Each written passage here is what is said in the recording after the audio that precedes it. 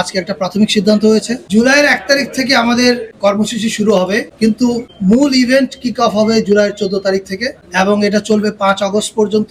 এবং আমাদের এই কর্মসূচির মূল উদ্দেশ্যটা হচ্ছে জুলাইতে যেরকম পুরো বাংলাদেশ এক হয়েছিল আবার সেই অনুভূতিটাকে ফিরিয়ে আনা। সেই অনুভূতিটা আমাদের মধ্যে আছে, জাস্ট রিইনফোর্স করা সেটাকে। এবং এটার জন্য বেশ কিছু কর্মসূচি নিয়ে কাজ চলছে। এটার ডিক্লারেশনটা হবে সম্ভবত সোমবারে, রাইট? সোমবারে প্রেস উইং আপনাদের সঙ্গে যোগাযোগ করবে এবং আপনাদের মাধ্যমে সারা দেশের মানুষকে জানানো হবে। আপাতত আমার বলবার এইটুকুই আছে। এবং 5ই আগস্ট একটা ছুটি ঘোষণা করা হবে, সেটা হচ্ছে ছাত্র জনতার অভ্যুত্থান দিবস হিসেবে পালিত হবে। এটা এই বছর থেকে প্রতি বছরই পালিত হবে।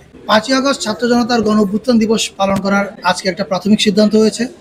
রোববারে ক্যাবিনেট বসবে, সেই ক্যাবিনেটে এটা নিশ্চয়ই পাশ করা হবে। করার পরে এটা গেজেটের মাধ্যমে আপনারা জানবেন। আমাদের আন্ডারস্ট্যান্ডিং হচ্ছে এটা একটা জাতীয় দিবস হতে যাচ্ছে এবং ফলে এটা প্রতি বছরই পালিত হবে এবং প্রতি বছরই